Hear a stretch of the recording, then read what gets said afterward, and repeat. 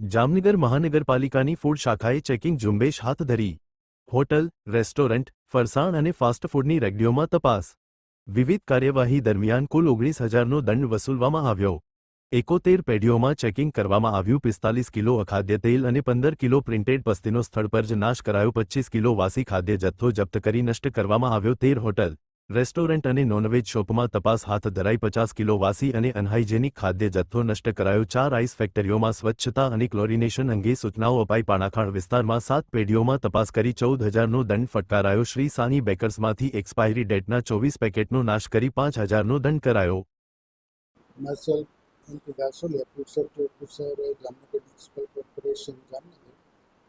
મહાનગરપાલિકાના માન્ય કમિશનર શ્રી કેડિયા સાહેબ ખાસ કરીને અત્યારે રેની સિઝન જેવી વાતાવરણમાં ગંભીર બાબતે ચિંતિત છે રોગચાળા અંગે.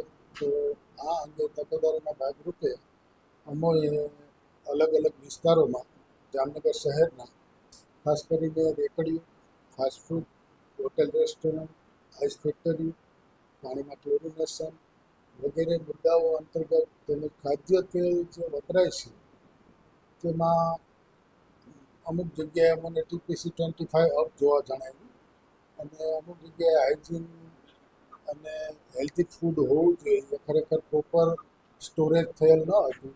તો આવી વસ્તુઓ અમે આશરે 25 કિલો જેવી પસ્તીનો નાશ કરાયો છે. પ્રિન્ટેડ પેપર વાપરતા હતા એવા તમામ જગ્યાએ અને એને વોર્નિંગ આપવામાં આવ્યું. તેમજ ખાદ્ય તેલનો જથ્થો છે અખાદ્ય બની ગયો, બાયોડીઝલ, તો એવો 45 કિલો જથ્થો નાશ કરાયો છે. પછી વાસી ફૂડ આ ઇન્સ્પેક્શન દરમિયાન ટોટલ 75 kgનું ડિસ્ટ્રક્શન સ્થળ ઉપર કરવામાં આવ્યું છે અને અનહાઇજેનિક જણાતું પેઢીઓમાં ઇન્સ્પેક્શન કર્યું. તો આવી પેઢીઓમાં આશરે 19,000 જેવી સોલિડ વેસ્ટ શાખાને સાથે રાખી અને પેનલ્ટી પણ વસૂલ કરવામાં આવી છે અને આ કામગીરી અમારી અવિરત ચાલુ છે.